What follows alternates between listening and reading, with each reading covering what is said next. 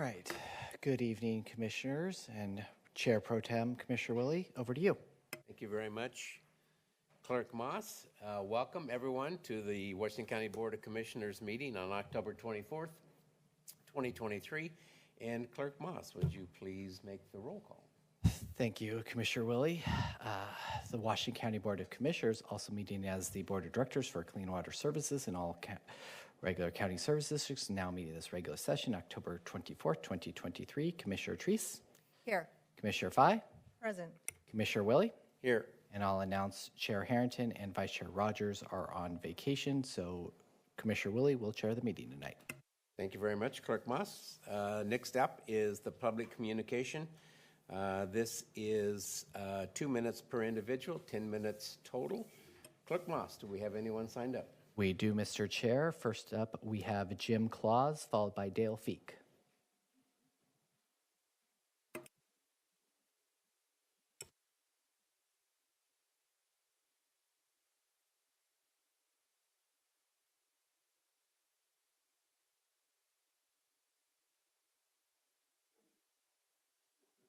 You were called first, so I'll wait for you.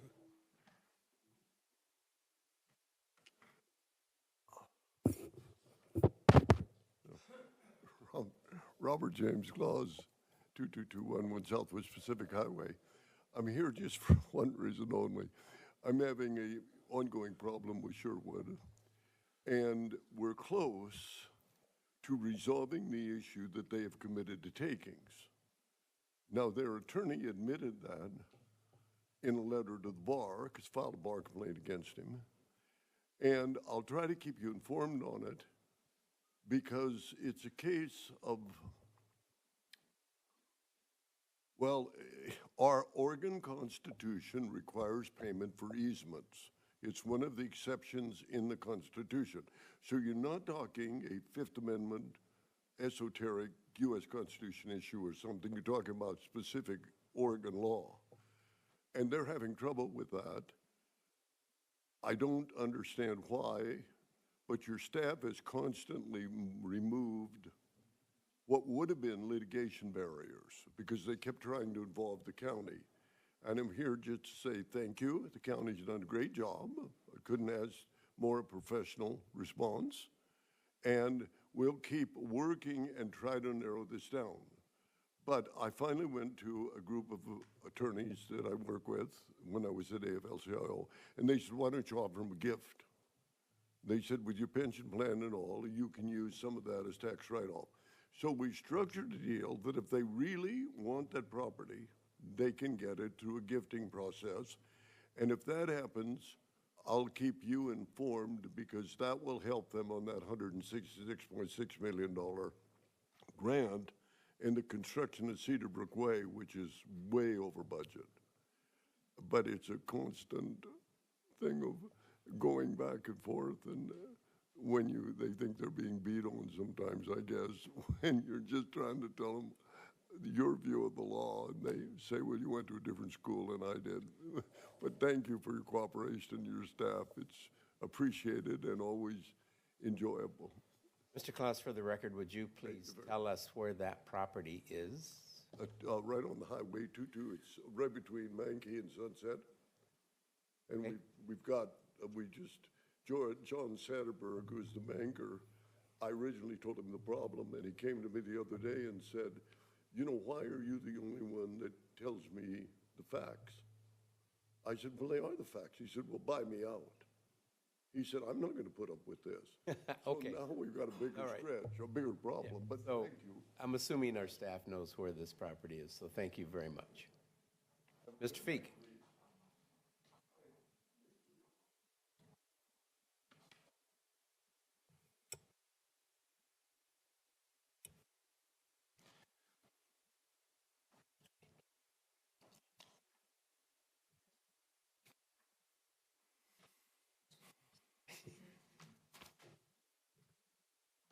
Go ahead, Dale.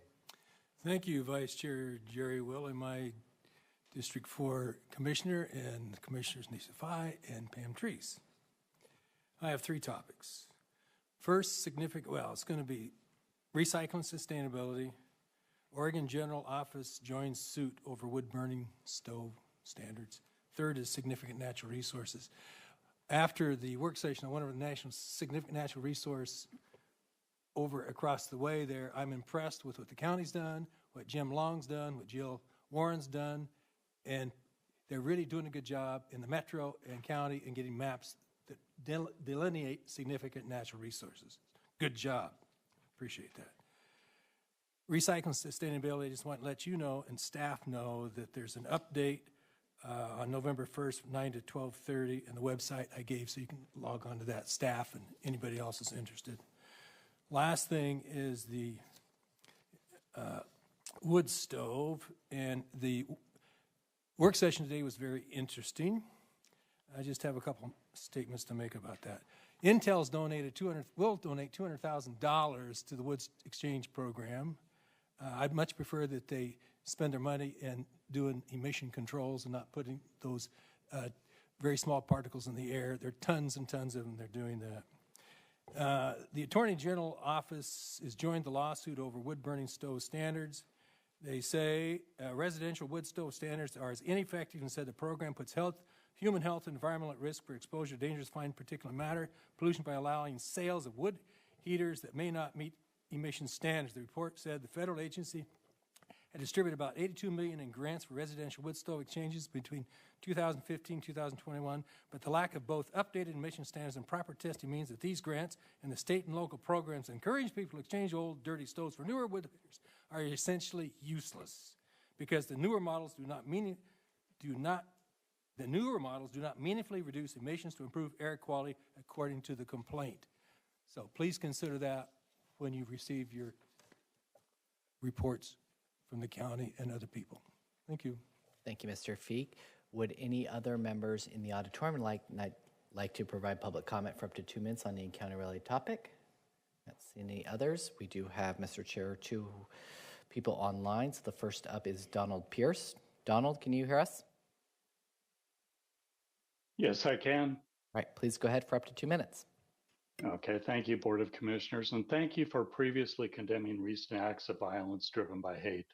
The Jewish population in Oregon is about 1%, almost 41,000.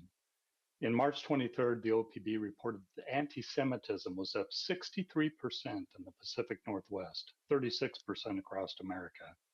The reports range from anti-Semitic flyers, bomb threats, a racist attack on a Jewish security guard in Portland, and arson at a Portland Jewish center. Violence in the Middle East has increased hateful acts in America.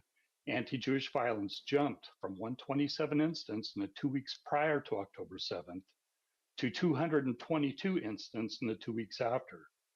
Again, OPB on March 17th reported that due to increased anti-Semitism, the legislature passed HB 2905, signed by the governor, which will complement existing requirements for Oregon schools to teach about Jewish culture, along with other minority groups. It will become effective January 1st, 2024. Exposure to other cultures, language, and their contributions diminishes barriers. And a fun fact, of the 954 individual Nobel Prize recipients between 1901 and 2022, 212 have been Jews or people raised in Jewish homes, representing 22% of all recipients. The number is significant in light of the fact that Jews comprise only 0.2% of the world's population. Animus and violence towards others based upon their ethnicity and or religion is not compatible with human benevolence and love of others. That's not how it's supposed to be. So I implore the Board of Commissioners to issue a public statement condemning anti-Jewish sentiment behavior as soon as practical. Thank you, Mr. Pierce. All right, next up we have Blaine Ackley. Blaine, can you hear us? Yes, I can hear you. Can you hear me? Yes, we can. Please go ahead for up to 2 minutes. Chair Pro Tem Willie and Commissioners Fye and Treese. Thank you for allowing me time to speak today about lead emissions from the Hillsborough Airport. My name is Blaine Ackley. As you may recall, I spoke to you earlier about recognizing October 22nd to 29th this week, which is National Lead Poisoning Prevention Week. And just last Wednesday, the U.S. Environmental Protection Agency announced a final determination that emissions from lead from aircraft that operate on a leaded fuel contribute or cause air pollution, which may be reasonably anticipated to endanger public health and welfare under the Clean Air Act. According to EPA Administrator Michael Regan, the science is clear. Exposure to lead can cause irreversible and lifelong health effects in children. Aircraft that use leaded fuel are the dominant source of lead emissions in our air. We need to protect our communities from serious threat of lead pollution. Remember, the EPA listed the Hillsborough Airport as the 8th most lead-contaminated airport in the country. It's clear and present danger to our health, but you can do something about it. I urge commissioners to write a letter to the Port of Portland, urging them to speed up the timeline to end the sale of leaded aviation fuel in Hillsborough. Write to the governor and our state legislators, urging them to support and end the sale of leaded aviation fuel.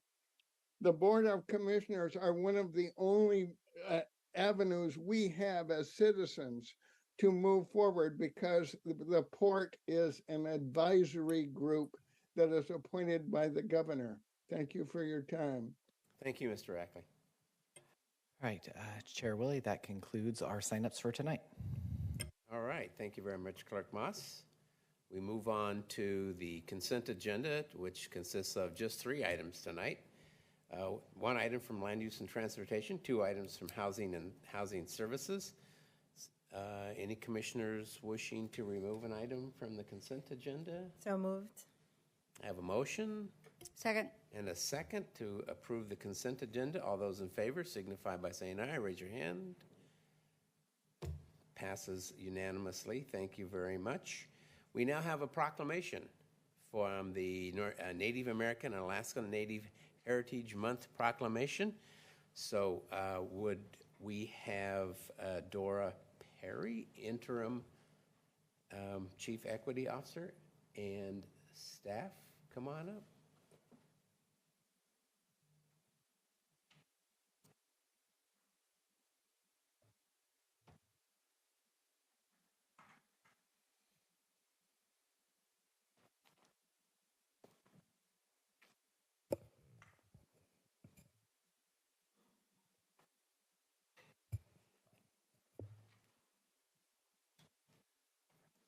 Good evening, Chair Riley and Commissioners. For the record, my name again is Dora Perry, and I am the Interim Diversity and Equity Officer for the county. I am pleased to offer a few introductory remarks on our cultural heritage celebrations because I turn it over before I turn it over to Ms. Jenny Bailey Sanchez and Ms. Daria Bingham Martin. Washington County cultural heritage celebrations and resources are an important starting point of our collective organizational engagement and learning about equity, diversity, and inclusion. These cultural celebrations offer an opportunity to establish and maintain relationships with staff and community who identify as Native Americans, Indigenous, or both, to build trust and deepen our understanding of these diverse and growing communities in Washington County.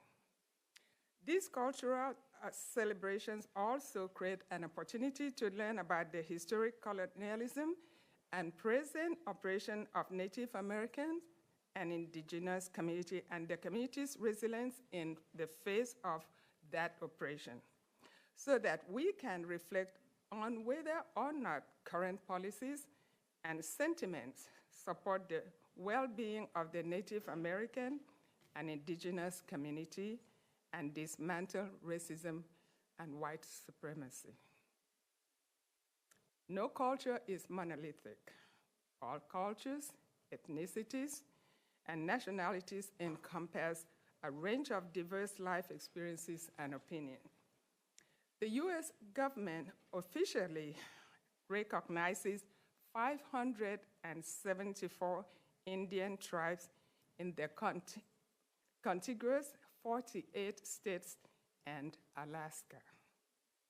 169 North American Native languages are also included in that. Our celebration and resource page for Native American and Indigenous Heritage Month celebration will offer a subset of these cultures and sovereign nations. Each of our Heritage Month committees are thoughtful about the learning opportunities that they share with our Washington County community. We encourage people who may be curious about what is or is not presented or the policy implications of what is shared this month to reach out to us at the Office of Equity and Inclusion and Community Engagement, OEICE, or open a dialogue with colleagues and or the planning committees. I want to thank all the members of the committee who met over the past few weeks under the leadership of Committee Chair Christina Barbosa. I think, I'm sorry. With that, I'd like to turn it over to Jenny Bailey Sanchez and Daria Bingham Martin. Jenny, do you want to start? Hi, I'm Jenny Sanchez. I'm a member of the Confederate Tribes of Grand Ronde.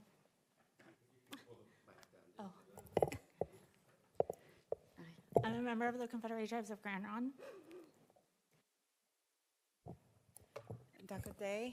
My name is Daria Martin Bigham. I'm a tribal enrolled member of the Yavapai Apache Nation in Camp Verde, Arizona on my mom's side, and on my dad's side, I'm Talawa Dene from Smith River, California.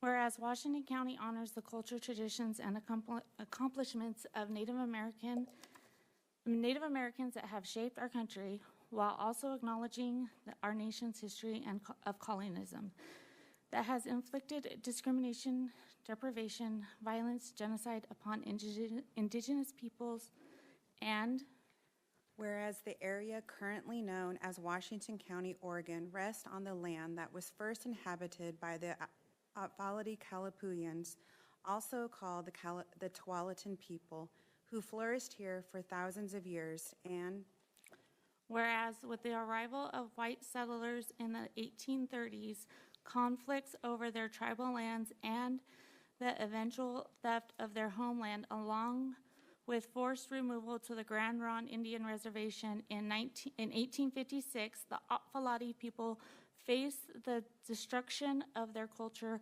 lifeways, and their very existence, and whereas from 1880 through 1885, one of the first off-reservation Indian boarding schools in the nation was located in Forest Grove, where many Native children were sent to assimilate to white culture, causing them to become disconnected from their families, community, Native culture, and language.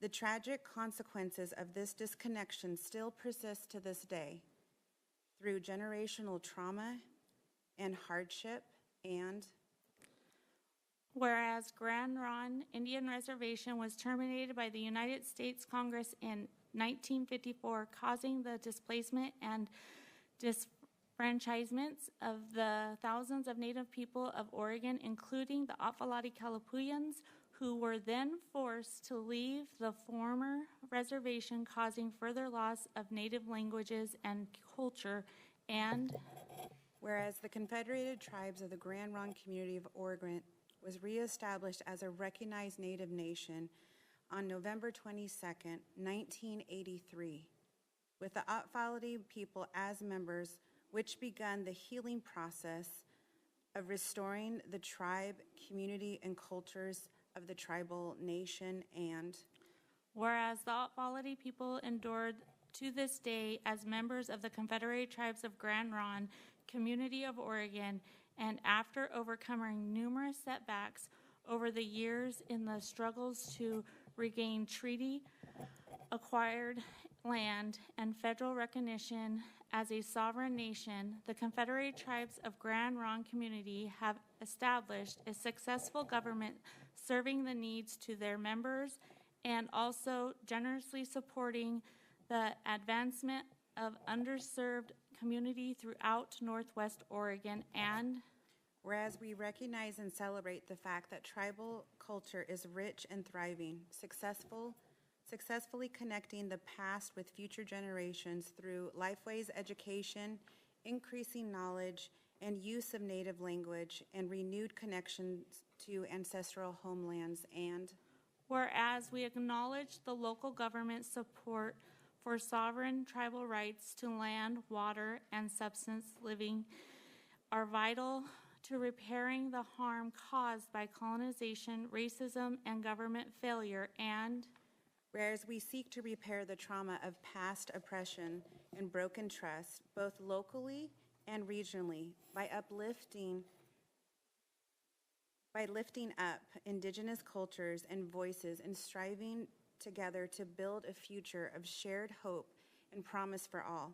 We pledge to center the rights and interest of Indigenous peoples in decision-making and welcome open dialogue and courageous conversations to advance this work. Now therefore be it resolved that on this first day of November 2023, the Board of County Commissioners do hereby proclaim November 2023 as Native American Heritage Month, a time to celebrate the rich and diverse culture of Indigenous people, to raise awareness about our shared history and the continuing work of decolonization, and acknowledge the important ongoing contributions of Native Americans make in our community and across our nation.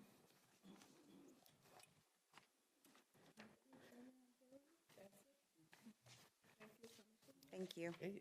Yes, thank you very much, Dora, and for bringing your team with you. Phenomenally indigenous. I can never pronounce that word. Indigenous. And also the other shirt, too. So good job on that. Thanks for being here. And commissioners, do you have any comments?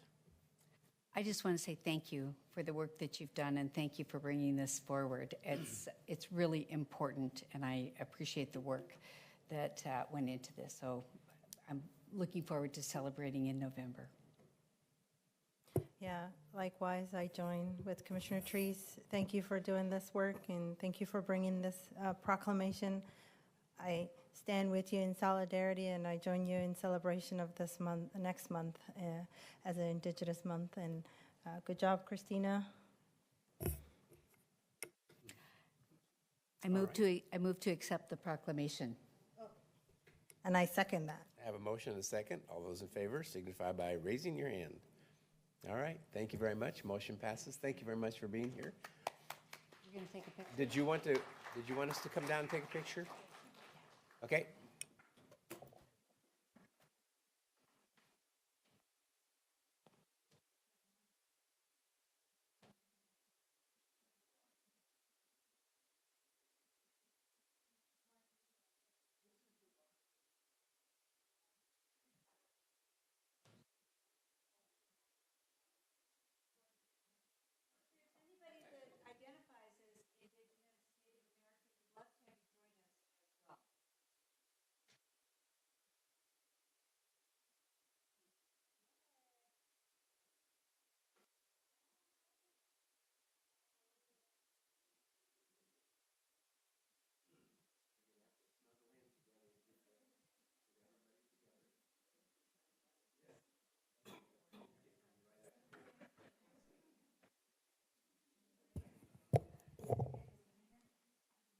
I'm the photographer.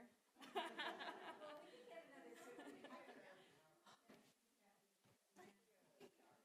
try not to make it in the picture. I'm highly qualified as a stand-in, so we're good. All right. 1, 2, 3.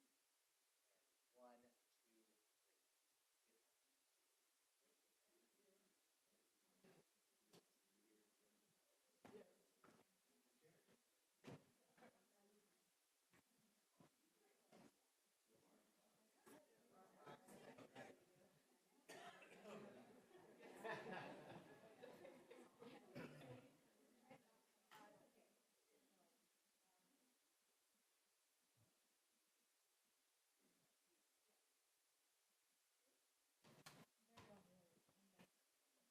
2, 3. All right, well, thank you very much. And Dora, you're back up for the Office of Equity, Inclusion, and Community Engagement, OEICE Quarterly Report for July through September 2023.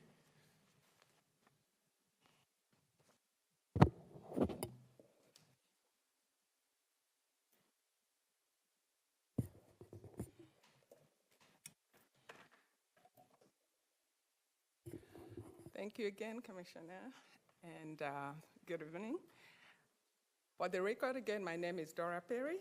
I have the pleasure of serving as the Washington County Interim CEIO, Downfall. I am joined here by Ashley Horn, Equity Policy Manager. Amanda, where's Amanda? Okay, Amanda is over there. Amanda Garcia-Snell, our Community Engagement Manager, and leads from each of our 6 Equity Leadership Council, the committees. They are here to present to you the 3rd quarter update of our 2023 from the Office of Equity, Inclusion, and Community Engagement.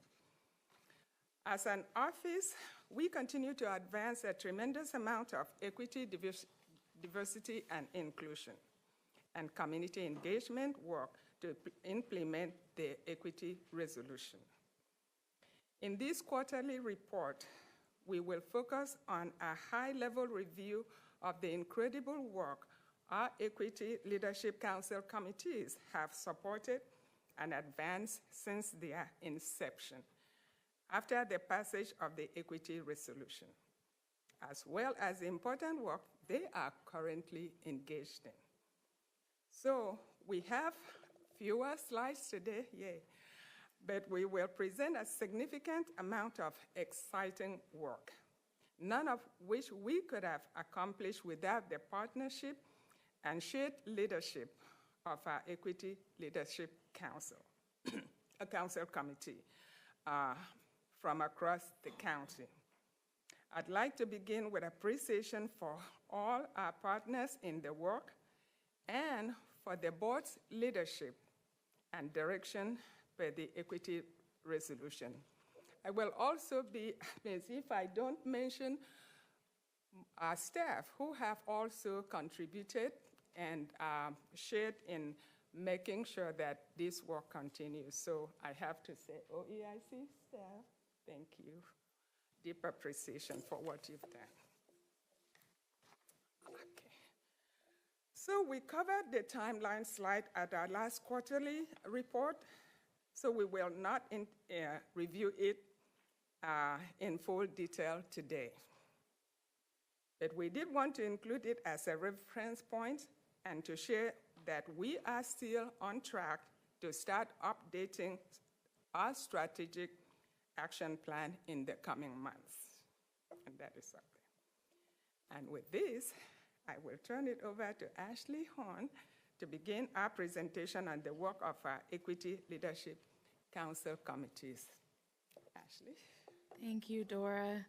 Good evening, board. For the record, my name is Ashley Horn, and I have the honor of serving as the Equity Policy Manager of the Office of Equity, Inclusion, and Community Engagement. As Dora mentioned, we are focusing this quarterly report on work of our Equity Leadership Council committees. Before launching into our review of this important work, we want to take a quick moment to review the Equity Leadership Council structure that you see up on the slide there. We have presented on this material several times, so we won't go into great detail here.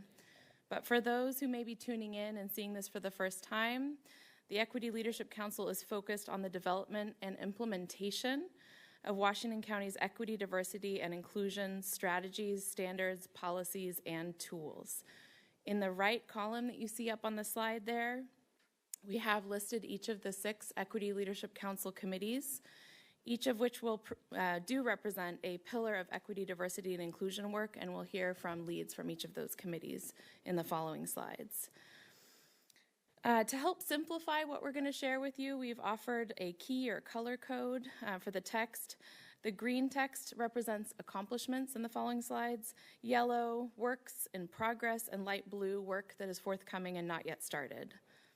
With that, we will ask the presenting leads of the Civil Rights Compliance Committee, Boards and Commissions Diversity and Inclusion Committee, and the Employee and Supplier Best Practices Committee to please come up to the podium. We will start by hearing from Melanie Fopel, Chair of the Civil Rights Compliance Committee.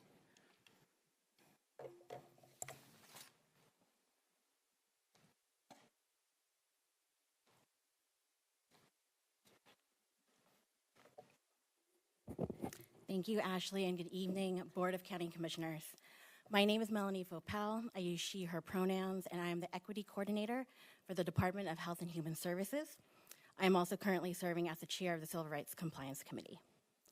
The role of the Civil Rights Compliance Committee is to champion the full implementation of relevant civil rights laws and policies, equal employment opportunity and affirmative action plans, and adverse impact assessments.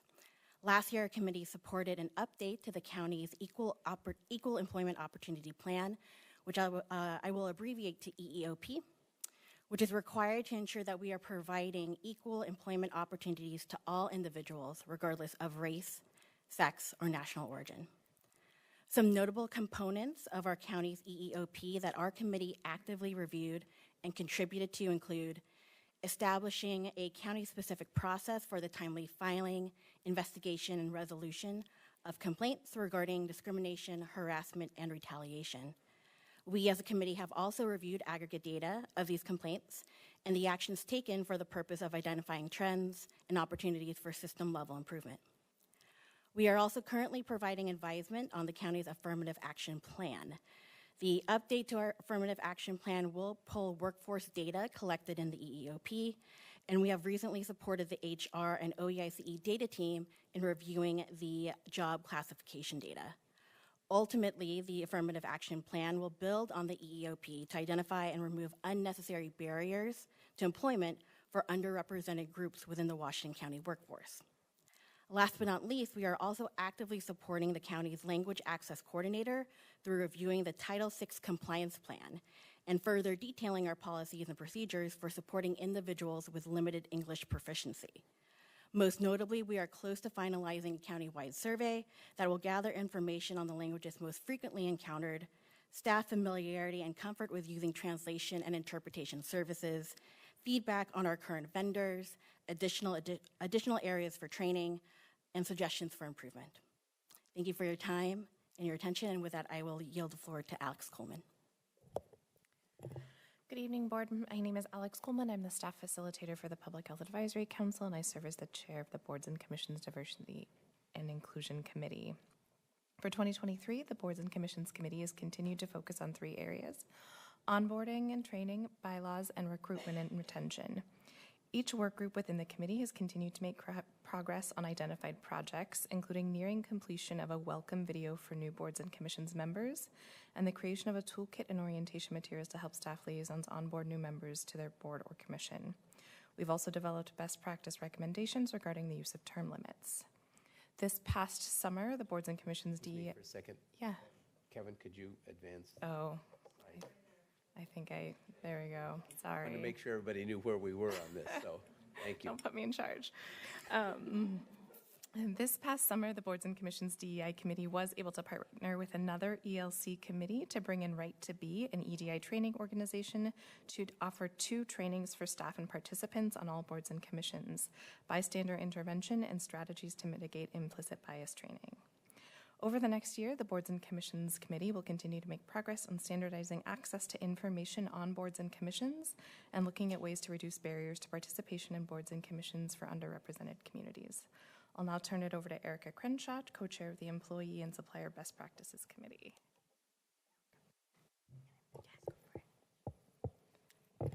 Good evening. My name is Erica Crenshaw. My pronouns are she, her, hers. I'm the Senior Financial Analyst in the Sheriff's Office, and I co-chair the Employee and Supplier Best Practices Committee.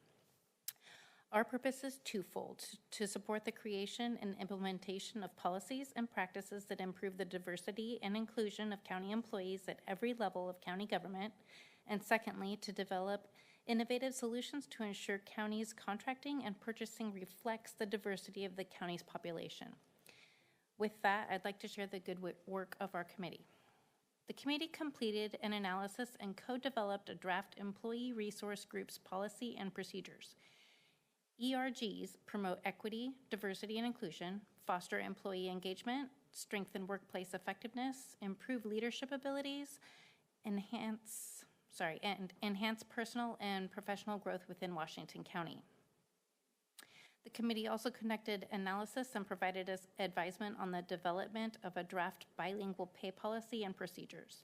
This policy's purpose is to ensure compliance with language access requirements per civil rights law and to improve our ability to serve our linguistically diverse communities and to ensure our bilingual staff are set up for success in the bilingual work they do in service to the county. More recently, the committee has simultaneously participated individually and reviewed as a committee the GARE online equity training. The committee reviewed the Washington County Means Progress Internal Roadshow, a collaborative initiative with economic development, HR learning and development, procurement, and OEICE. We're also currently assessing supplier and diversity needs, and our future endeavor is to advise on internship policies. Many thanks for your time. And with that, I would like to invite leads from the Equity Data, Equity and Inclusion Training, and Equity Policy Committees to come up here to the podium. We will next hear from Ava Hawes on behalf of the Equity Data Committee.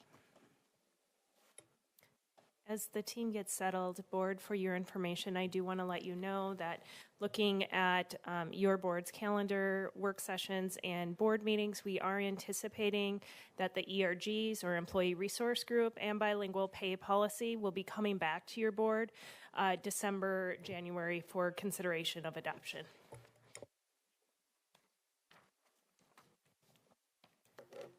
Good evening. My name is Eva Hawes, and I'm the Translational Research and Policy Analyst in our Health and Human Services Department. I'm also the chair of the Equity Data Committee. The purpose of the Equity Data Committee is to evaluate and provide recommendations for improving equity data collection, data systems, data accessibility and privacy, and data analysis in reporting standards. We aim to advance equity and racial justice by exploring the implicit biases in existing internal and external data collection methods. This past year, our committee has completed an initial partial countywide equity data assessment. This helped inform our need for a comprehensive understanding of county data systems and practices. The committee successfully co-wrote an RFP for the scope of work, and we are currently finalizing the contract. Request for proposals. Acronyms are my nemesis.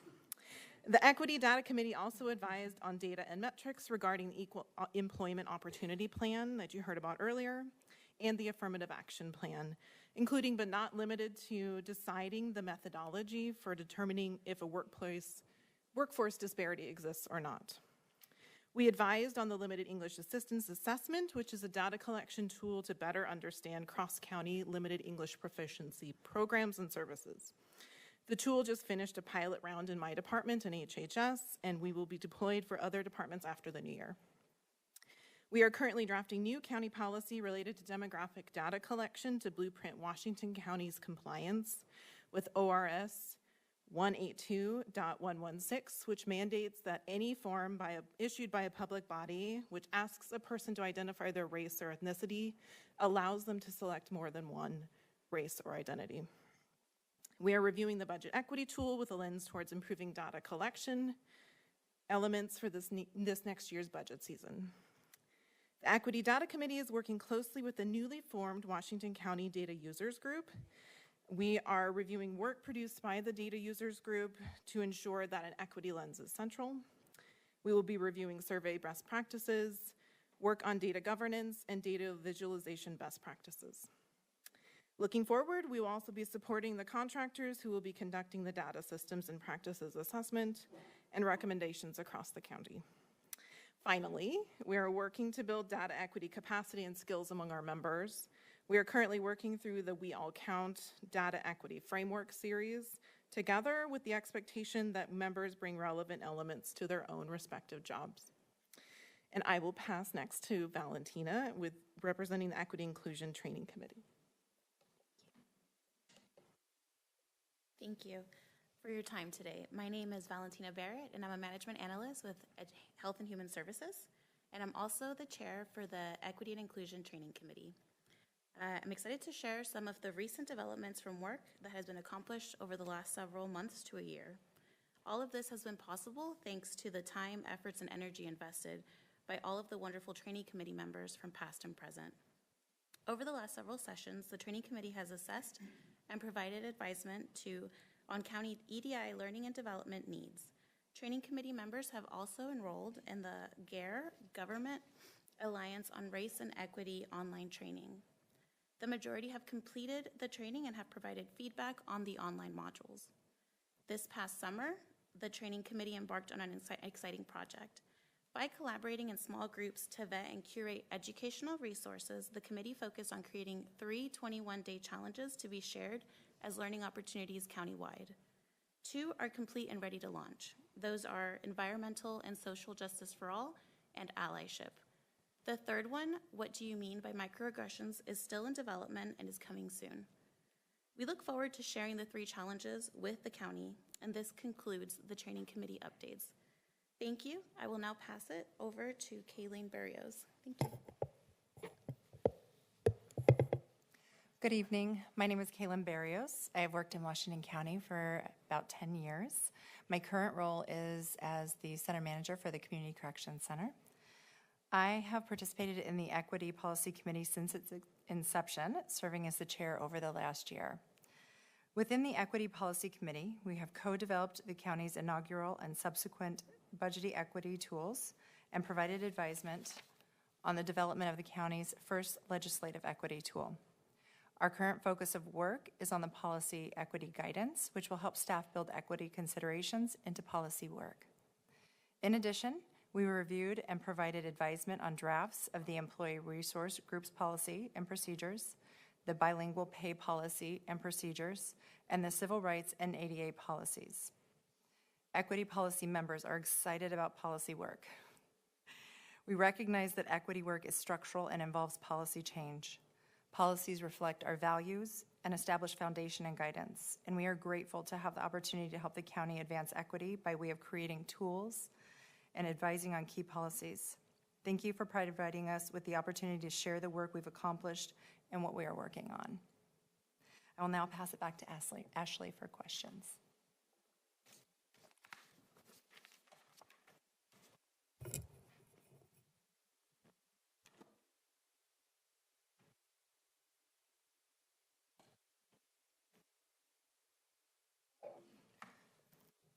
That concludes our committee presentations, and now we just have the standard question slide, so thank you very much. Thank you very much. That was a very good, that was a very good, clear and concise report. I liked the way that you laid out all of those groups and committees. Commissioners, do you have any questions or comments? I have a question. But before I ask my question, I just want to say how much I appreciate the fact that you all came to us tonight to present about your committee work. That's we hear about it, we're aware of it, but seeing you here in the room and listening to frankly, to your passion about the work that you're doing, it's very cool. Very cool. It makes me feel really good. And my question is, while I see the interaction that you provided to us, I'd like to know if the committees as a whole are engaged and as active as our chairs are. I can take a first pass. I would say the committee members are very engaged in the work that they're undertaking. So we experience that people show up on purpose with a purpose and excited to engage in what other, if it's a training sort of thing or a tool development thing or an advisory capacity looking at a policy, we experience that they're choosing to do this work. And it's on top of their other full plate realities. Well, I kind of suspected that would be the answer, and I'm seeing a lot of heads nodding in the back, and I think I'm going to take away with me tonight. You show up on purpose with a purpose. I like it. Thank you. Commissioner Treese, if I can just add to that, this is very intentional work, and it is about embedding equity practice across the county. While we do and are so fortunate to have the equity resolution as our guidepost and our Office of Equity, Inclusion, and Community Engagement, we know that that work cannot be done in a vacuum in and of itself. So I think today is just one small demonstration on how we're embedding. Another important aspect is this is an opportunity for employees to come together across the organization, to form relationships, to learn from each other, learn from the various diverse business lines that we have as a county. In some cases, this is the very first opportunity an employee may have had to chair a committee, to lead committee meetings. So there's also leadership development that is built into this process. Each year we do a call for applicants for the committees, and I can confidently say that there's been more applicants than there is spots on committees, so that is just an important note just of the passion across the county. I do want to just mention the Equity Leadership Council is an internally facing equity leadership, so this is how we do our work to bring policy and recommendations to you. And the chairs of the Equity Leadership Council actually serve, or the chairs of the committees, serve on the Equity Leadership Council side by side. We do hold them virtual, so when I say side by side squares, with our department directors. And so what we're also wanting to do is create a space of shared leadership at all levels. Thank you. And lastly, I'd just like to thank the chairs for your leadership and for your passion. So, and I'm going to show up with a purpose. Wait a minute. Show up on purpose with a purpose. Thank you. Good job, co-chairs, chairs of each committee. I'm just glad to see you all, because I think the Equity Leadership Council, we're on a bubble. So I'm very glad to meet all of you. I've been in so many meetings with Alex, and this is the first time we're meeting, I think, in person, right? So, but I'm very impressed with your work, and I'm so glad you identified yourself to be the chairs of each of these committees, and I'm with you on this journey. Equity is a messy work because it takes, it's uncomfortable. You either making somebody uncomfortable or, challenging yourself to be uncomfortable. So either way, it's a good work, it's a necessary work, and it's needed work to make a difference in this world and to address some of the injustices that are built into our system. So I'm with you, hang in there, and I'm just phone call away if you ever need any support. So, and you all know I co-chair with Tanya on this, so reach us out for both of us. All right, well, thank you very much. Commissioner Treese and I were here in 2019 for the first time. So was the chair.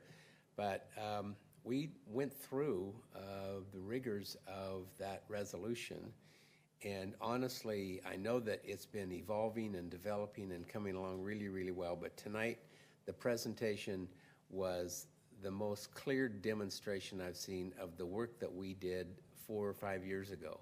So thank you for that clarity and for the hard work that you've done. However, I have to admit that when we were first going through this resolution, I thought the very first person we should hire was the equity data information, because obviously I'm a numbers guy, but I firmly believe what you can't measure, you can't manage. And I see that's coming along just great, and everything is working in concert. So congratulations, every one of you, for the work that you're doing to make this resolution become even more of a reality. So thank you very much. And Dora, thank you for a great presentation. Thank you to all of you, and Tanya and Commissioner Fye for the support. Appreciate it. Yep, absolutely. Thank you. And thank you, Commissioner Willie, for being a champion. We're all thanking I think we were all champions. Thank you. What's important is we thank you first. Thank you. All right. Commissioner Next Willie, item. before we move on, we'd like to do a photo. Okay. All right. Glad I wore my good stuff today or something.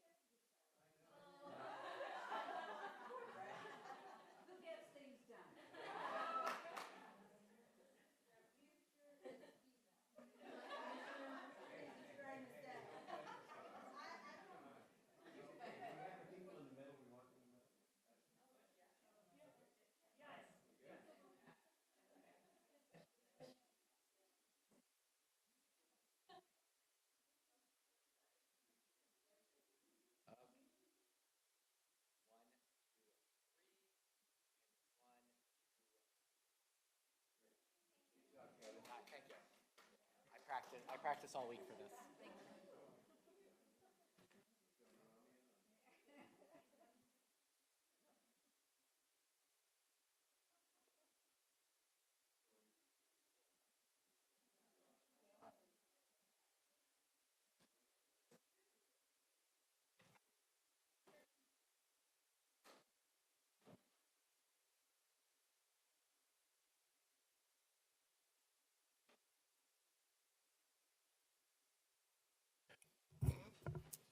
Okay, next item up on our agenda is a public hearing. We are going to consider a proposed Engrossed ordinance number 882. So the first thing I need to do is ask for a motion and a second to read the ordinance by title only. So moved. Second. I have a motion and a second. Those in favor, raise your hands, please. There we go. Thank you very much. We have that. Brad, County Council, would you please read the ordinance by title only? Yes. Ordinance number 882, an ordinance amending the transportation system plan element of the comprehensive plan related to an extension of Tile Flat Road. Excuse me. Thank you very much. And now we will have a staff report. Good evening, Chair or Commissioners. There you go. Just Chair Pro Tem. I'm Stephen Roberts, Land Use and Transportation Director, and I'm joined by Aaron Wardell, our Planning and Development Services Manager. Aaron's going to walk us through a brief staff report. She and I will be able to answer any questions that you have, and then we'll open up and take public testimony. Thank you. Thank you, Stephen. So we're here tonight to talk about proposed Engrossed Ordinance number 882. This is also known as the Tile Flat Road Extension. This is an extension of a roadway that was initially identified as a part of the South Cooper Mountain planning process. County staff further evaluated it through the Cooper Mountain Transportation Study and the Urban Reserves Transportation Study. The need for this extension is specifically referenced in Ordinance number 879, which is our urban planning area agreement with City of Tigard, adopted in 2021. And it is incorporated into Tigard's River Terrace 2.0 concept plan as a future study area. This slide summarizes our prior hearings and board actions. We've had a long journey along this ordinance. So our initial Planning Commission hearing was December 15th of 2021.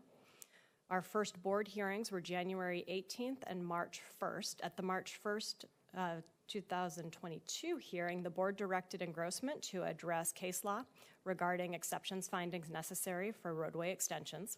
We then held Engrossment hearings on July 26th and August 2nd and January 24th.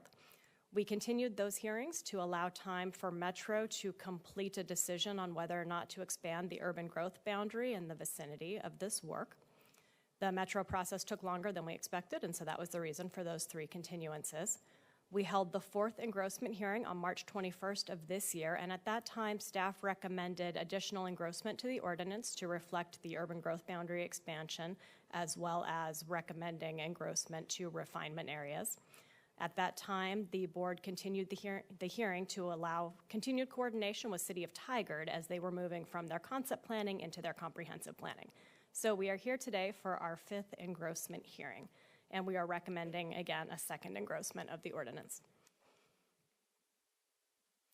The City of Tigard proposed a mid-cycle urban growth boundary expansion for River Terrace 2.0 in late 2021 after we had already filed the initial ordinance and begun our hearing process. Metro staff recommended that Metro Council consider using a land exchange process instead of an expansion of the urban growth boundary. The exchange process has been used elsewhere in the state of Oregon. This is the first time it had been used in the Metro region, and so it took a while for Metro staff to do the technical analysis. So it took until February 2nd of this year for Metro Council to approve that land exchange, and it was acknowledged by the Department of Land Conservation and Development in May. So on the slide, you see an area identified in green. That area was identified as urban reserve, and it was brought into the urban growth boundary as a part of that decision. This slide shows the River Terrace 2.0 concept plan graphic prepared by City of Tigard staff. The City of Tigard is planning for between 3,000 and 4,500 housing units, plus commercial uses in this 500-acre urban growth boundary expansion area. It's actually 2 separate areas that are not contiguous with each other. The comprehensive planning work, which Tigard is beginning now, will create detailed implementation and funding plans for the area and include community engagement. The planning is expected to be consistent with our adopted urban planning area agreement, which was, again, adopted by the city and the county in 2021. As I said, the graphic on this slide comes from Tigard's concept plan. You'll notice the tile flat extension is included in the concept plan, and it's identified in the legend as the Tile Flat Road Future Study Area. And considering it as a future study area is consistent with what staff are now recommending to move towards a refinement area. Washington County's Transportation System Plan includes a goal, Goal 7, connectivity, which states that our transportation system should provide improved and new transportation connections within and between developed and developing areas. Within this goal, there are 2 objectives that relate to this work. The first objective is to provide an interconnected transportation network that offers multimodal travel choices and minimizes out-of-direction travel for all modes. It also includes Objective 7.2, identify as refinement areas where new arterial or collector connections or other improvements are necessary, but the specific location, mode, and/or function has not yet been determined. Within our existing transportation system plan, we have 11 existing road refinement areas, 8 regional trail refinement areas. So the need for multimodal street connectivity in the River Terrace 2.0 area has been identified through multiple prior planning studies. It's also consistent with Metro's Regional Transportation Functional Plan connectivity standards and with the updated changes that Oregon State has made to the Transportation Planning Rule through the Climate Friendly and Equitable Communities work. So our proposed changes to Ordinance number 882, given the urban growth boundary expansion, ongoing need for coordination with City of Tigard while they conduct their comprehensive planning efforts, and sensitivity to what we've been hearing from the community regarding the undesignated areas that have not yet been brought into the urban growth boundary, staff recommend changes to Engrossed Ordinance 882. These changes would remove the previously proposed goal exception analysis and strategy text. It would replace the functional classification, map amendment, and exception corridor with refinement areas, and it would clearly label the proposed refinement areas. Essentially, refinement areas are a flag in our transportation system plan that more coordination and study are needed before we can identify a specific improvement. For illustration purposes, we created these graphics to show what these refinement areas could look like in our transportation system plan. We would have 3 separate refinement areas because there are 3 very different types of areas here. So on the left, you're seeing the Tile Flat Road extension within the rural undesignated property to the south of Shoals Ferry Road at the intersection with Tile Flat Road. We would then identify the Tile Flat Road / Mountainside Way extension within Tigard's new urban area. We have received some community feedback that the refinement area we've drawn goes outside of the area that was brought into the urban growth boundary. That's something we would correct before we bring back this engrossment to you, so we would keep it within the area now in the urban growth boundary. And then you see the Mountainside Way southern extension. This is another undesignated area. It's the very southern part, actually, that was just brought into the urban growth boundary, and then an undesignated area south of there. So again, probably a long-term area to be brought into the urban growth boundary, but something that will need future study. The graphic on this slide shows Tigard's concept plan with these 3 refinement areas laid on top of it. And so you can see that the refinement areas lay on top of the Tile Flat Road extension as proposed within their concept plan. The proposed refinement areas would allow for additional evaluation of the alignment and function and multimodal street connections. We would do this through city-county coordination, through River Terrace 2.0's comprehensive planning process. We would also do further work through future planning efforts for the areas that are currently identified as undesignated. That would likely happen as a part of a future urban growth boundary expansion ask, and that is a ways in the future. This slide summarizes the community comments that we've heard throughout this process. We have heard a lot of concerns about bringing urban reserve lands into the urban growth boundary, which, as your board knows, is a metro and city process, not something that the county has a decision-making role in. We've heard a lot of concerns about the proposed width of the street in our initially filed ordinance. There was a lot of confusion around an exception corridor and what that means for the width of the street. We heard a lot of concerns about potential environmental impacts of building transportation infrastructure. We've also heard a lot of concerns about housing affordability impacts of infrastructure costs and how building out these new urban areas is very expensive, building the infrastructure is expensive, and that makes homes expensive. People are aware that we're facing a housing shortage in this area and that homes are very, very expensive. We have heard concerns from City of Tigard, and the community has echoed those as well. Concerns about the timing for funding and building of a future street. Identifying a road in our transportation system plan is really only the first step. There usually isn't funding identified at that time. There usually isn't specific timing identified at the time that we make the plan amendment, but that's something that we work towards once it's adopted, so that we've had a lot of questions about what the timing would look like. And then as the initially filed ordinance and the Engrossed ordinance would require goal exceptions because the exception corridor was proposed and a collector road was proposed in the rural area, there were a lot of questions about the exceptions process and what that means for Oregon land use planning. We also heard a number of concerns from City of Tigard, and I know that the board did receive a letter from City of Tigard yesterday, which is now in the record. So this slide summarizes some of the concerns we've heard from City of Tigard. Essentially, City of Tigard would like to be in control of their own planning area as they move into their comprehensive planning, and they don't want to have other outside requirements on them. The county's concern all along has been that we're the regional transportation system provider, but the city's concern is that this is going to be their new neighborhoods, and they want to have control over planning for that. So a lot of our conversations have been around how we can reconcile those two different viewpoints, and those will be our conversations going forward with the city. So there have been some concerns about whether or not this infrastructure is justified and needed. There have been concerns about environmental impacts of infrastructure, and of course, as the city moves forward with their comprehensive planning, that's a part of the trade-off of doing greenfield development and planning for new urban areas. You have to figure out how to manage those environmental impacts. The city's also expressed concerns about housing affordability. They're certainly seeing with the homes that they're building in River Terrace 1 right now that those homes are pretty expensive, and they're concerned about people being able to afford these homes. Infrastructure is expensive, of course, and the county's committed to continuing to work with our city partners to identify ways that we can reduce that burden. The city's very concerned about potential for cut-through traffic, bringing other people into their new neighborhoods. They're concerned about creating induced travel demand by building new network connections. And then they're concerned about the opportunity cost of building this infrastructure over other infrastructure that they may want to see as well. And so these are all valid concerns. These are all conversations that we'll continue having with the City of Tigard as they move through their comprehensive planning. Building out greenfield urban development areas is very challenging and it's very expensive. So we're here for those conversations. So for this evening, our staff recommendation is to conduct the public hearing and deliberate on the proposed engrossment.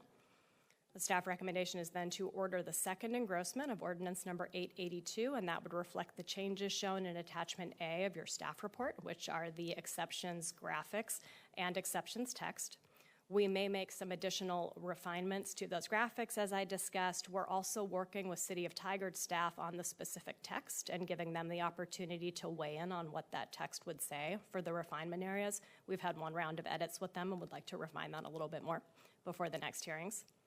If the board directs the engrossment of this ordinance, we would come back for 2 additional hearings on December 5th and December 12th. So our next steps for this evening: conduct the public hearing, and staff are seeking board direction. If engrossment is directed, the engrossed ordinance will be prepared and filed. We'll then send out public notice of those 2 hearings on December 5th and December 12th. The board could adopt the ordinance at that second hearing on December 12th, and of course, we'll continue our ongoing planning coordination with the City of Tigard. And that concludes our staff report. Great, thank you, Aaron. Commissioners, do you have any questions, comments? I don't have any questions. Thank you for the report. All right. Then at that point, I will open the public hearing and ask Clerk Moss if we have people signed up to speak. We do, Mr. Chair. I'll call you up in twos. First up, we have Andrea D'Amico and Ashley Reverman.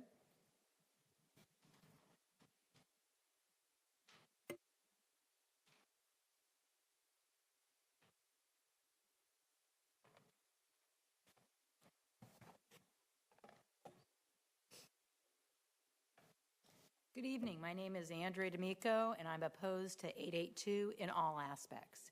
Yesterday, I dropped off a petition with 1,695 signatures. These signatures represent people that do not want to see the road or the refinement area. Honestly, I don't know of any of your constituents that want the road. There is no point for a refinement area. It's just another word to say a holding area until you can put through a transportation corridor. In last March's meeting, you asked staff to investigate other alternatives. There is Mountainside Way, not crossing non-UGB land, or improve existing roads, such as Shoal-Sherwood Road, like Commissioner Willie has mentioned several times. At the work session on October 17th, it was mentioned 60,000 homes in the area, and I'm having trouble computing those numbers. River Terrace 1 in 14 developments has 5,005 homes. Cooper Mountain is projected 5,000 homes. River Terrace 2 is projected between 3,000 and 4,500 homes. That's a grand total on the high side of 14,505, not 60,000. I also want to clarify River Terrace does not have one way in and one way out. At the work session, I think there was a misunderstanding. Mountainside Way would go from Shoals Ferry to Bull Mountain. There is also Jean Louise, Satsuma entering into Roy Rogers. City of Tigard wanted more connectivity, but the land use limited the intersections to be 1,200 feet apart going on to Roy Rogers. All refinement areas have non-UGB land to comply with. One refinement area has the largest beaver habitat in the area. Beavers are scarce, but they also benefit the flood control in the Tualatin River. We, as Washington County citizens, ask you to vote no on 882. Let Tigard plan their community to serve the county. And I want to thank you for your time and your commitment to Washington County. Hi, my name is Ashley Reverman, and I am against Ordinance 882. First, I'd like to say thank you so much for taking time to hear our testimony. Since its proposed inception, this ordinance has changed multiple times, causing great confusion and frustration for all those involved on both sides of the argument. This whirlpool of the aforementioned confusion, frustration, anxiety, and distrust is unnecessary. This ordinance is now focused on a study of refinement. The proposed area is already refined. It is the home to a legacy that was built on the shoulders of men and women who dreamed of creating and preserving the simplicity of Oregon's farms and wetlands. Farms like Lone Owl, wineries such as Hammaker and Ponzi, and community centers like the Kenton Grange are spaces that speak to a history that is cemented in the very soil we walk upon. To envision it as anything but what it is now is hurtful to the future of our rural neighbors who deserve the peace of mind to continue their purpose in the pursuit of happiness. What is the end result for the refinement study? What is the larger vision? Shouldn't we be focusing on the protection of rural homes and jobs as they are now? Shouldn't the protection of history and legacy supersede the progression of the urban encroachment? Factually, according to Attachment H of the preview packet for the Planning Commission on the Lone Range Planning, the staff recommendation was do nothing. Ordinance 882 goes against the county's recommendations as they are currently outside the UGB. Therefore, current state rules and regulations prohibit the planning and implementation of whatever end result is finally reached. The continued back and forth on this ordinance makes absolutely no sense. The progress that is impeding that area is painful to witness because it is progress simply for the sake of progress, and that is shameful. Thank you. All right, next, Mr. Chair, we have Andy Haugen and Richard Pons.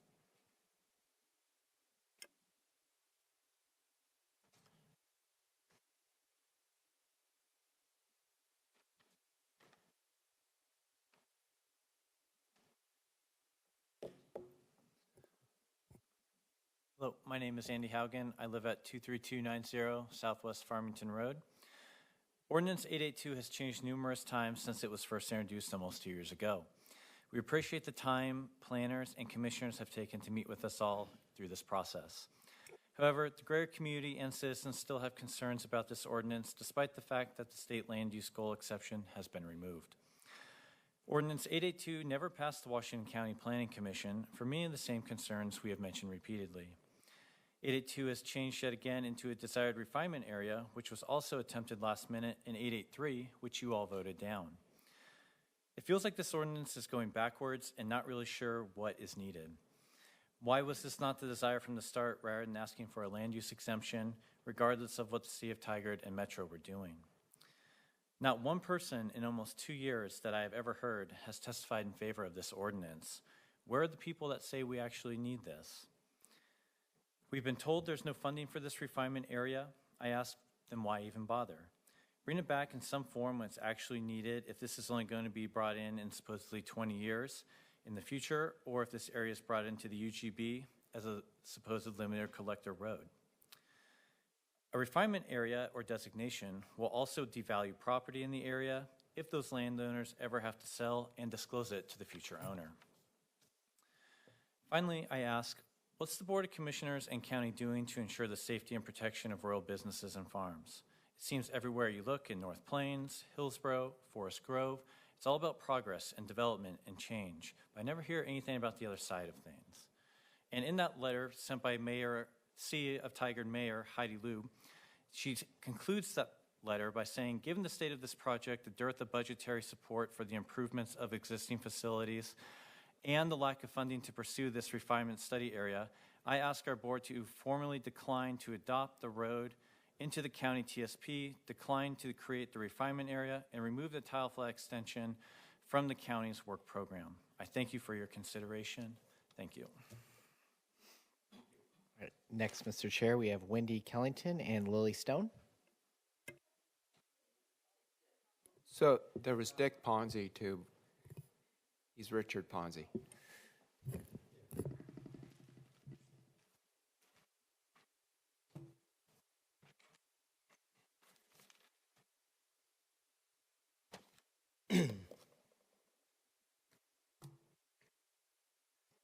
My name is Richard Ponzi. We have property, excuse me. We operate a vineyard and a winery located east of the proposed corridor on Vandermost Road. I want to give a little perspective to our experience in terms of the comprehensive land use planning. We've had this property since 1970. And as you probably remember, 1973 Senate Bill 100 legislated that cities and counties should develop a structure for comprehensive land use. And being at this property for the last 50-some years, we've seen changes, and shortly after the Senate Bill 100, Metro came in '79 and established the urban growth boundaries. The urban growth boundary has been very successful in the first 40-some years.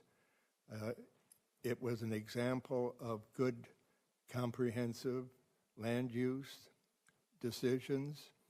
If you had traveled Shoals Ferry Road during that period of time, you would see the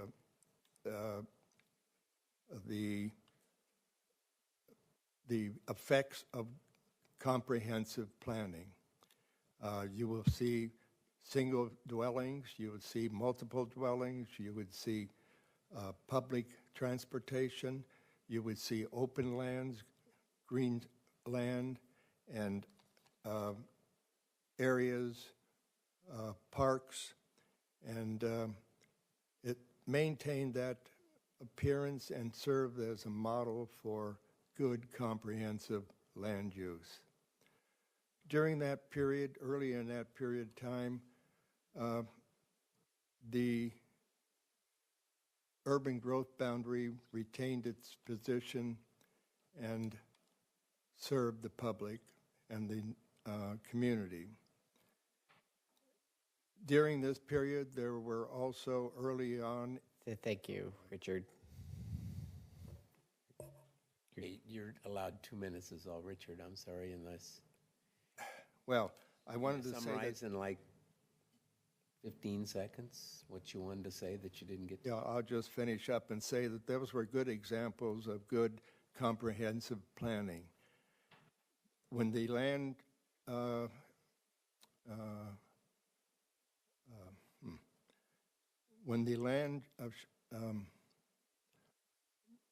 the urban growth boundary changed because of the land exchange, things changed dramatically to the point that high-rise, forced multiple dwellings were adjacent to rural highways, and now the congestion of traffic as a result of that housing development has caused a new look at access and transportation needs. Okay, thank you. Thank you, Richard. Sorry about that. That's okay. Right, now we have Wendy Kellington and Lily Stone.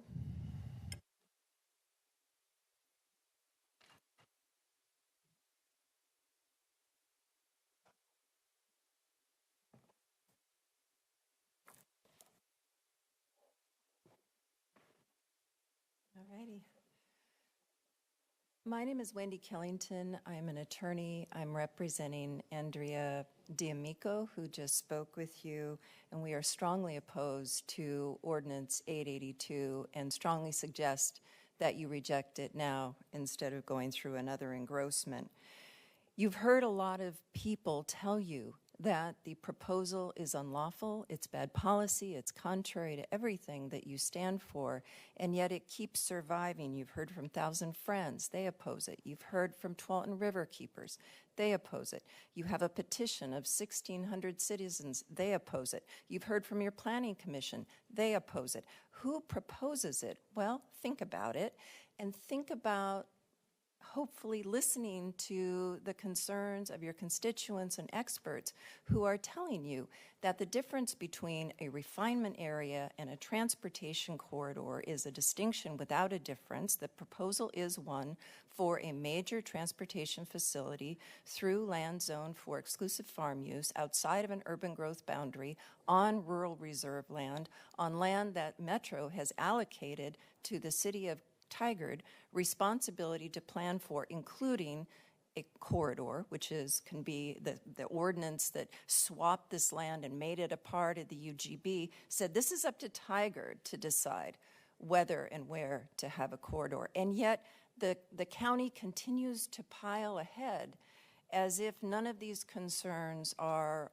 real. And I'm telling you that there are. If you were to try to dream up a proposal that is more contrary to the Oregon land use planning system, to the promise of coordinating with governmental partners, of listening to the mayors of the government that is the most affected, of just paying attention to what your own rules, Metro's rules, and the state's rules require, you would hold this up as an example of everything that you shouldn't do.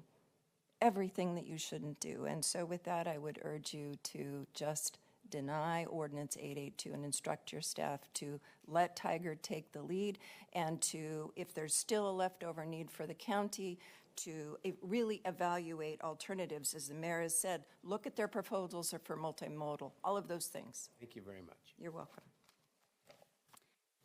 Commissioners, my name is Lily Stone, and I'd like to thank you for taking the time to hear from us on Ordinance 882. I know that you've spoken to several of my neighbors. I know that some of you have come out and visited. I really appreciate you taking the time to hear our concerns. I'm here today to talk to you about three things, and I've provided you with some visual aids to go along with them, so please pull those out. I want to talk about establishing the need for roadways, the classification of land used in the proposed refinement areas, and goal exceptions required. If you look at the first document I provided you, that's a screenshot of the staff report. I've printed an excerpt. You can see that there's an affirmative statement that there's a future need for the tile flat road extension to Vandermost Road, while all of the other refinement areas are noted as potential needs. You'll also see that the language states that a future roadway will serve, another affirmative statement. Then the last sentence, you'll see that there's the demonstration for the roadway is to be determined.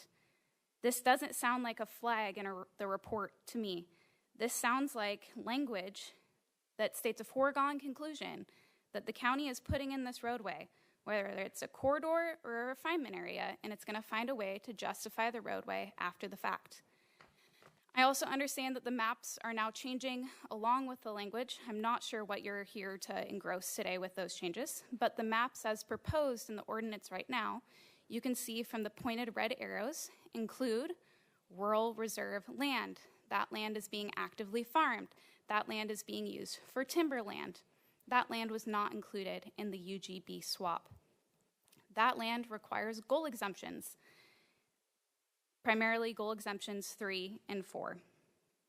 You need to provide you need to describe how you evaluated alternatives when you look at those goal exemptions. And right now, I don't think that you can say, with alternatives being proposed by the city of Tigard, that you have evaluated those alternatives.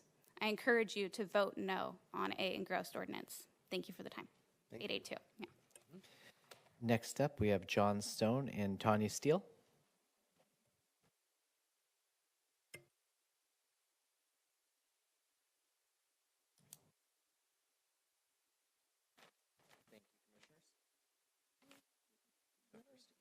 All right.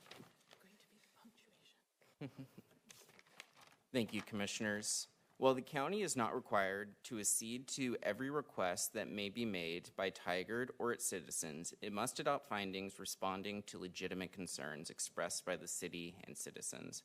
Unfortunately, the county has not even tried to respond to the needs of Tigard or the concerns expressed by the citizens despite delaying the last vote to do so.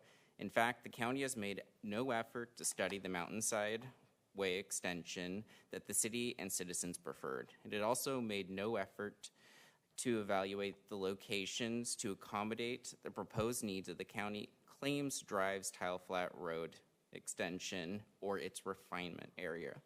The failure is extremely frustrated given that the city of Tigard will be wholly responsible for key elements of the Tile Flat Road extension. This proposal will foist substantial burdens on the city to build the roads that is inconsistent with their long-term plans. The city has made it plain that it wants no part of this road, that this proposal will make Tigard's problem. Despite all of that, and being informed on several occasions, the county continues to include a false notion that it's Tigard's plan to include 882, including in pictures in this presentation. This is at a bare minimum intentionally misleading. Even though Tigard is a lower legal entity and while being as polite and deferential as possible to the county, they've made it clear in their March 23rd letter and again in their October letter that it's entirely the commission that is driving this and there is no need or desire for this road. They stated in their previous letter that Tile Flat Road extension is a Washington County proposal. They also stated the River Terrace 2.0 concept plan highlights the need for more study of the Tile Flat Road extension to ensure it meets local, regional, and statewide goals centered on social equality and carbon responsibility, something that has not been met. Thank you. Hello, good evening. Excuse me, for the record, John, would you tell us who you are? Oh, apologies. My name is John Stone, and I live on Vandermost Road. Thank you. Go ahead. Hello, good evening. My name is Tanya Steele. I'm the owner of Lone Owl Farm at 18900 Southwest Shoals Ferry Road. My farm is the property that would be most impacted initially by the Tile Flat Road extension. I think sort of just the punctuation at the end of everyone's speaking this evening, hopefully, I echo everything that everyone has said. I also ask you directly to please just vote this motion or ordinance down so that we are finished with it. The mayor of the city of Tigard sent a letter where she specifically says, and I think Andy read this before, please decline to create a refinement area and remove Tile Flat extension from the county work program. My farm is a thriving farm on the edge of, encroaching development. I would like to try to keep something of nature, try to fight climate change, try to save what we can. So I'm asking you to please reject this ordinance and not create a refinement area or accept this engrossment. Thank you. Thank you. All right, would anyone else that did not get a chance to sign up in the room wish to provide any public comment on this public hearing?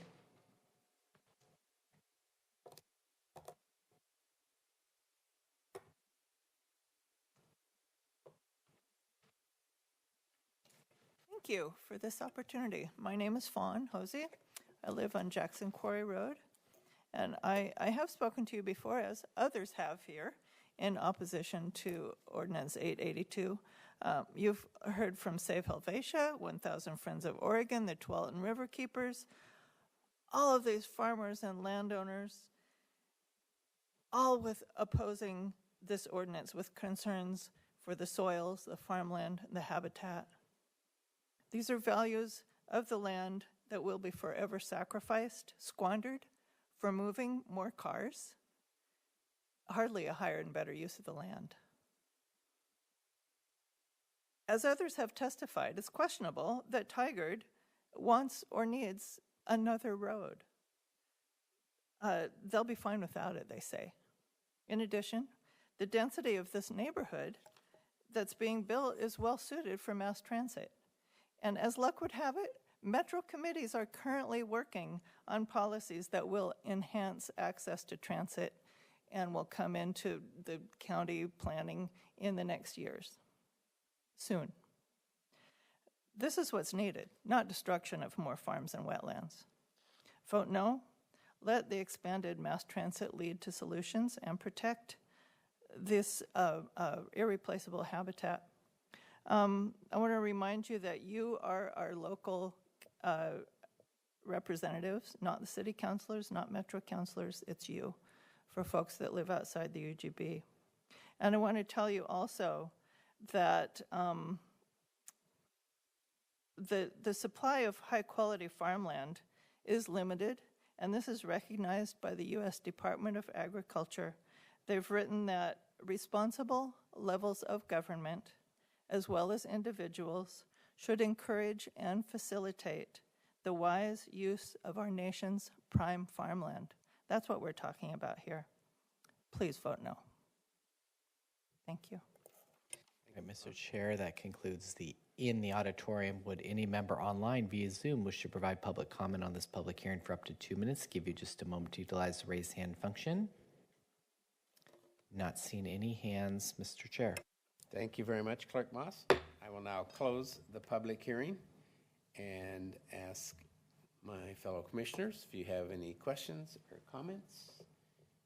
If you do not, then I would entertain a motion and a second to order the second engrossment of the ordinance to reflect the change described in the staff report and continue the public hearing for the engrossed ordinance to December 5th and December 12th, 2023. So moved. Second. I have a motion and a second. All those in favor, raise your hands. Passes unanimously. Thank you very much. We will now move into the opportunity for second public communication. Clerk Moss, do we have anyone in the audience? We had no one sign up, Mr. Chair. Would anyone in the auditorium wish to provide comment on any county-related topic for up to 5 minutes? Give you just a moment to utilize your hand up or start coming forward. Not seeing anyone in the room. Would any member online wish to provide public comment on any county-related business for up to 5 minutes? Give you just a moment to utilize the raise hand function. Not seeing any hands, Mr. Chair. All right. Thank you very much, Clerk Moss. We are now to the point of board announcements where we can provide any staff or any board announcements that are not on the agenda. We see we have BCC board meeting schedules for October 24. That is in the agenda. So if you'd like to see what our next meetings are, you can certainly go there and see that. So at this point in time, I would entertain a motion to adjourn. So moved. Second. I have a motion and a second. All those in favor signify by saying aye. Raise your hand. Aye. Motion carries unanimously. This meeting is adjourned.